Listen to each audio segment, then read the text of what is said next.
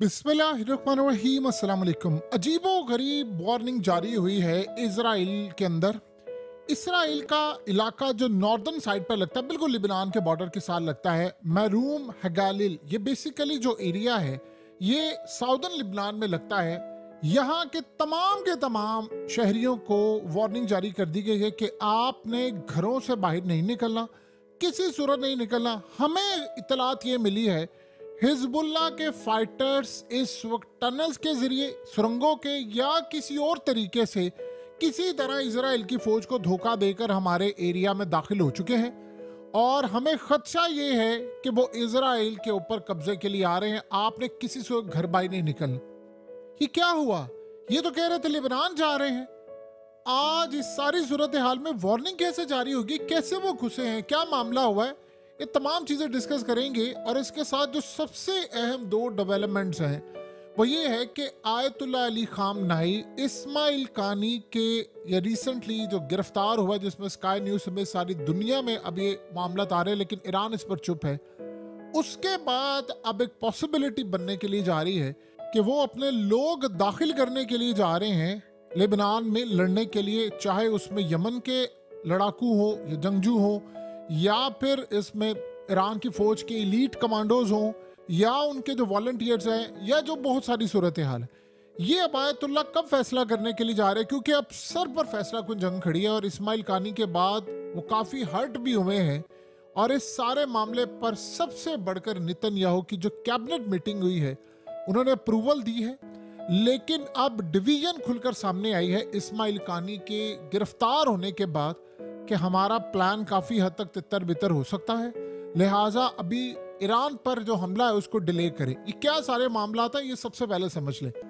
देखिए, सबसे बड़ी जो डेवलपमेंट इस वक्त सामने आ रही है वो है कि हिजबुल्लाह के फाइटर्स के बारे में इजराइल ने ये कहा है कि जो रेजिडेंट्स हैं महरूम हगलाली, ये बेसिकली एरिया है जो ख़ास तौर पर साउदर्न लिबनान में लगता है, जहाँ पर इस वक्त इजराइल की फ़ौजें लड़ रही हैं और यानी वो भाग जाती है, उनको मारकर भगा दिया जाता है। उसके साथ लगता है बिल्कुल ये बॉर्डर है यहाँ पर। तो यहाँ से वो कह रहे हैं कि हिजबुल्लाह के फाइटर्स किसी तरह इजराइल में दाखिल हो गए हैं और खलबली मची हुई है वहाँ पर। उन्होंने कहा शहरियों को आपने घर से बाहर नहीं निकलना। ये बड़ी अजीबो गरीब बात है कि सारे इस वक्त परेशान हैं कि मामला हुआ क्या है, हालात हमारे कंट्रोल से अचानक बाहर कैसे हो गए हैं, क्या सूरत हाल हुई है। यानी इस वक्त उनको ये नहीं पता कि क्या कोई सुरंगों का कोई नेटवर्क जा रहा है। आपको पता है रिसेंटली एक सुरंग इन्होंने पकड़ी थी और वो बता रहे थे कि वो अंदर खाते इजराइल में जाकर निकल रही थी।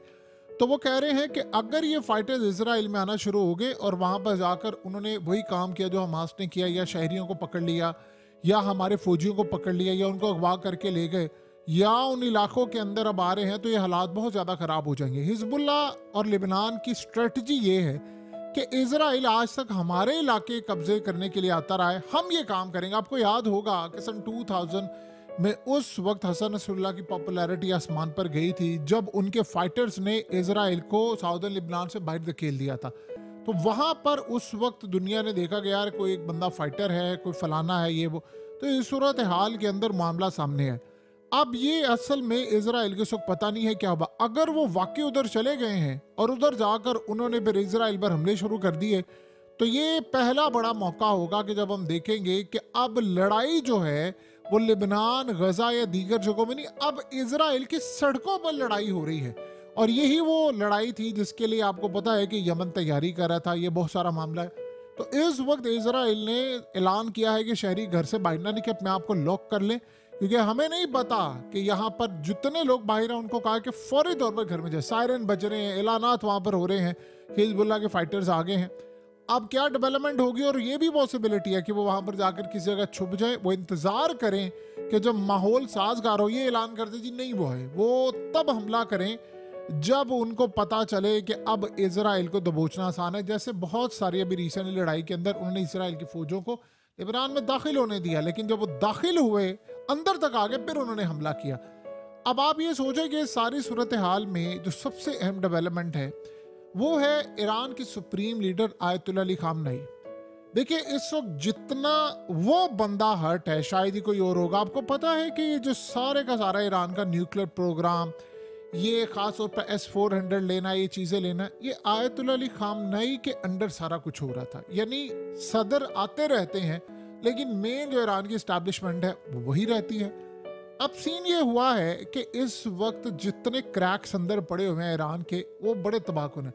अब इजराइल ने भी इसको कंफर्म कर दिया है, उनके मीडिया ने भी कर दिया है, और बरतानिया के मीडिया ने भी इसको कंफर्म कर दिया है। स्काई न्यूज़ ने ऑलरेडी कह दिया है कि इस्माइल कानी को गिरफ्तार किया गया है, और उनके खाली गिरफ्तारी नहीं, उनकी टीम के भी बहुत सारे जो लोग हैं ऊपर नीचे बड़े लेवल पर, जर्नैल और ये वो मुलविस पाए गए हैं। और इस सूरत हाल में सबसे ज़्यादा आयतुल्ला अली खामनेई को इस वक्त शदीद दुख और तकलीफ है कि मैंने हसन नसरुल्लाह को कासिम सुलेमानी के साथ मिलकर हमने खड़ा किया। अब सारे का सारा शक ये जा रहा है जब वो जाहिर सी बात है, अब सूरत हाल इतना वो इसको दबा कर रखते हैं, सारी ज़िंदगी बाहर नहीं आने देते, तो जब सूरत हाल सामने आएगी तो पता ये चलेगा कि क्या इस्माइल कानी ने ही कासिम सुलेमानी को मरवाने की टिप दी थी अमेरिका और इजराइल को।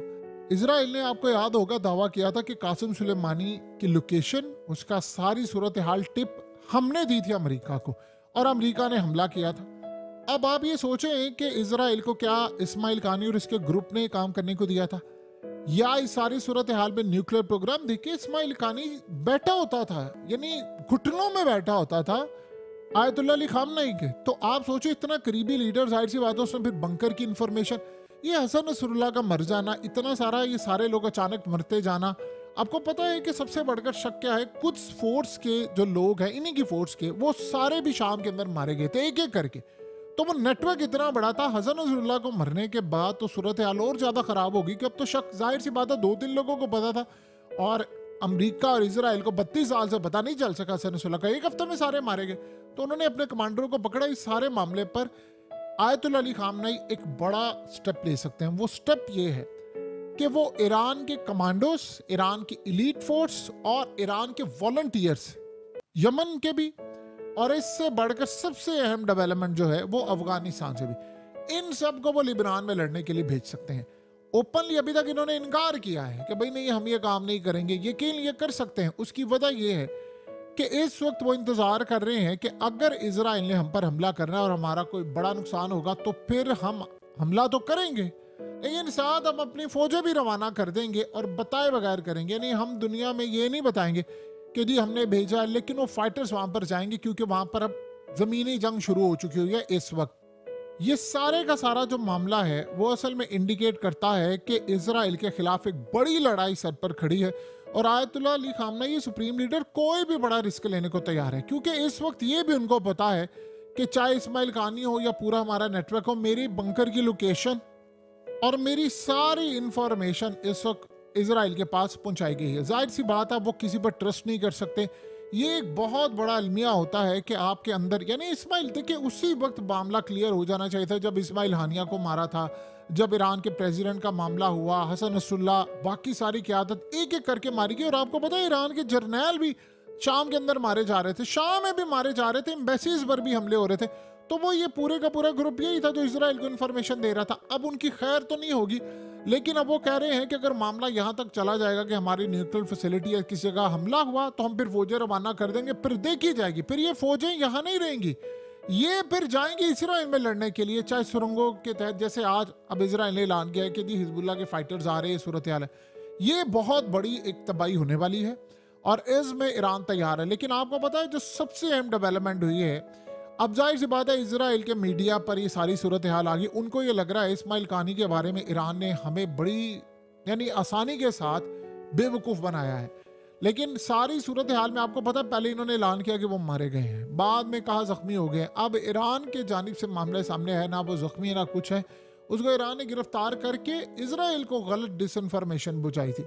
अब इस सूरत हाल में हुआ यह है कि मीटिंग हुई है नेतन्याहू की, एक तो कैबिनेट ने अप्रूव कर दिया, लेकिन उसमें सीन ये हुआ है कि सारे कह रहे हैं कि अब हमारे हाथ वो चीज़ नहीं है, हमें अभी स्ट्राइक नहीं करना चाहिए। अब हुआ ये है कि 50-50 मामला हो गया। आधे कह रहे हैं कि इमीडिएटली हमला कर दें, दूसरे कह रहे हैं कि नहीं, अगर हमला करेंगे तो हमारे F-35 भी जा सकते हैं, हमारी चीज़ें भी तबाह हो सकती हैं और ईरान का बड़ा हार्श रिस्पॉन्स आ सकता है। जो इन्फॉर्मेशन हमें ईरान से मिल रही थी वो भी नहीं मिल रही काफी सूरत हाल खराब है। जैसे मिसाल के तौर पर इस्माइल कानी को इन्होंने पहले ही पकड़ लिया था, बताया इन्होंने नहीं, और बाद में जब इसराइल पर हमला हुआ तो उसका सिस्टम भी जाम कर दिया, और जिस तरह F-35 निवातम बेस और ये वो जो हमले हुए हैं वो आप सबके सामने हैं। सो इस सूरत हाल में आयतुल्ला कोई भी बड़ा स्टेप ले सकते हैं, वो तैयार बैठे हुए हैं। उनको दुख इस बात का है कि मैंने इस पौधे को, न्यूक्लियर प्रोग्राम को इतना यानी स्क्रैच से शुरू किया था। अब दुख उनको इस बात का है कि कासिम सुलेमानी उनके राइट हैंड थे, हसन नसरुल्लाह राइट हैंड थे, ये पूरी तरह उन लोगों को मार दिया गया है, और इस बात पर वो शदीद गुस्से में भी है और कोई भी रिएक्शन देने को तैयार है।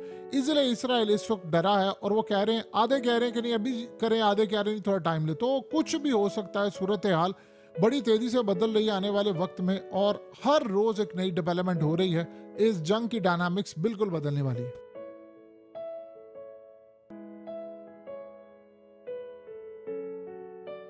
हकीकत टीवी को सब्सक्राइब करना मत भूलें, वीडियो को लाइक करें, शेयर करें और कमेंट सेक्शन में अपनी राय का इजहार जरूर करें।